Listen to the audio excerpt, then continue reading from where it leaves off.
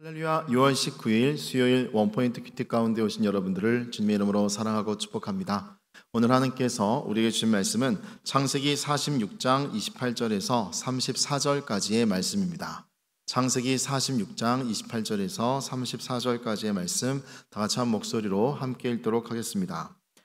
야곱이 유다를 요셉에게 미리 보내어 자기를 고센으로 인도하게 하고 다 고센 땅에 이르니 요셉이 그의 수레를 갖추고 고센으로 올라가서 그의 아버지 이스라엘을 맞으며 그에게 보이고 그의 목을 어금맞춰 안고 얼마 동안 울매 이스라엘이 요셉에게 이르되 내가 지금까지 살아있고 내가 내 얼굴을 보았으니 지금 죽어도 족하도다.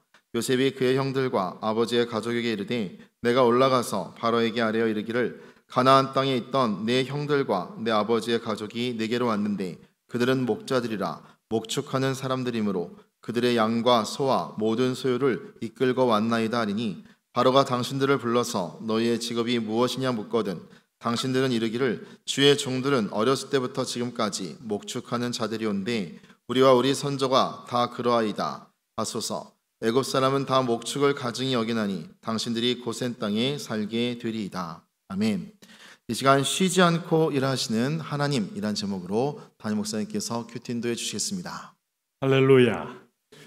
오늘 6월 19일입니다. 오늘 수요일 날을 또 살면서 오늘 수요 저녁 집회 또 목요 심야기도 우리가 인생에 마치 냇가를 건널 때 그야말로 냇가에 디딤돌 이렇게 발을 딛고 건너는 돌처럼 일주일 동안에 주님을 기억하고 주님을 생각하는 복된 시간이에요. 함께 나와서 특별히 이번 주 수요일 계속해서 창조과학 세미나 하지 않습니까? 여러분이 하나님의 세계를 경험하고 하나님의 그 놀라운 비밀들을 아마 함께 만나는 것 매우 중요합니다. 성경의 시각으로 성경의 안경으로 세상을 본다는 것은 바로 보는 것이고 제대로 본다는 것이고 그리고 우리가 분명한 진리에 서 있음을 의미하는 것이죠. 오늘 또 그런 면에서 보면 창세기의 역사 속에서 하나님의 사랑, 하나님의 주권, 또 하나님의 선하심을 우리는 경험하게 됩니다. 오늘 본문의 말씀이 창세기 46장 28절에서 34절입니다. 자, 오늘 하나님은 어떻게 오늘 야곱의 가문에게 일을 향하시는가? 야곱이라는 인물은 대표적인 오늘 하나님 백성을 상징한다고 말씀드렸어요. 자, 아브라함은 믿음의 조상이고 이삭은 그의 아들로서 삶을 드려진 희생 제물로서의 상징이라면 야곱이야말로 아브라함과 함께 맥락을 인간으로서 연단을 통하여 하나님의 성숙한 품성에 이르게 되는 사람으로 묘사되고 있는 겁니다. 야곱의 인생을 잘 보면 내 인생이 이렇게 연단을 통하여 하나님의 뜻대로 우리가 성장해 나간다 하는 것을 알 수가 있어요. 자, 오늘 여기 28절에 야곱이 유다를 요셉에게 미리 보내어 자기를 고센으로 인도하게 하고 다 고센 땅에 이르니 그랬습니다. 여러분, 고센 땅이 어떤 땅이죠? 제일 비옥한 땅이라고 말씀드렸어요. 왜냐하면 나일강이 한 4,500km를 흘러서 지중해로 흘러 들어가는데 하루에 오면서 동서로 쫙 갈라지고 남북으로 쫙 갈라져서 아주 소위 말하는 삼각주를 형성합니다. 그러니 주변의 모든 삼각주는 물이 가득 먹은 땅이기에 갈대가 많고 땅들은 비옥하고 너무나 좋은 것이죠. 그래서 고센 지역은 늘 푸르름이 떠나지 않는 것입니다. 자, 이런 곳을 과연 이방 땅에서 온 사람들에게 줄 수 있을까? 자, 29절 보세요. 요셉이 그의 수레를 갖추고 고센으로 올라가서 그의 아버지 이스라엘을 맞으며 그에게 보이고 그의 목을 어긋맞춰 안고 얼마 동안 울매. 야곱과 요셉은 드디어 22년 만에 오늘 상봉을 한 거예요.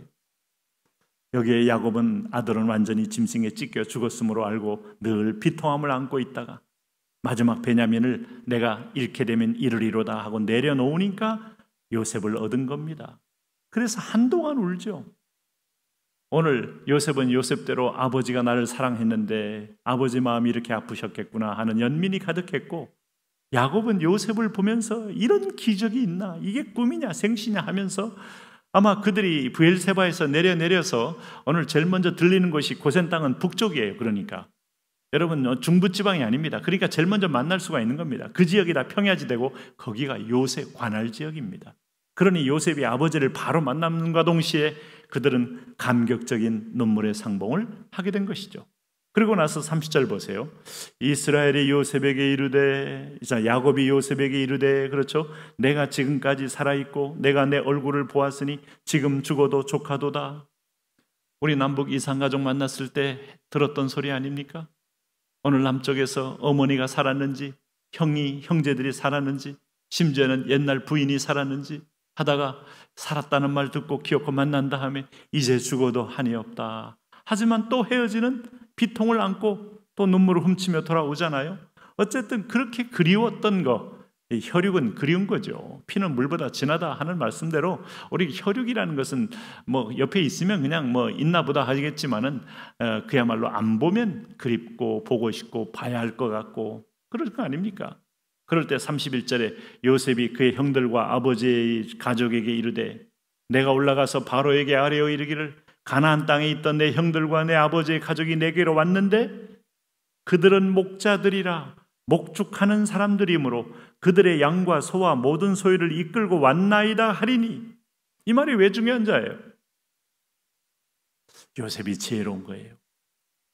좋은 땅을 우리에게 주소서라고 했으면 바로가 아마 굉장히 불쾌했을 거예요.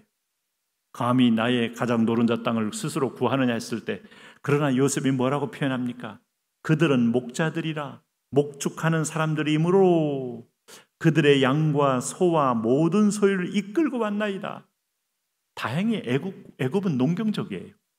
나일강의 주변에 엄청난 범람한 땅을 거기다 농사를 지어서 세계적인 곡물로 농사법을 통해서 천문학이 발달하고 문학을 통해서 수리학이 발달하고 관계학이, 그 다음에 건축학이, 그리고 나서 또 계산법이 발달하면서 애굽은 세계적인 문명의 제국으로 일어나게 되는 거죠. 그러나 목축민들은 유목민입니다. 노매드예요.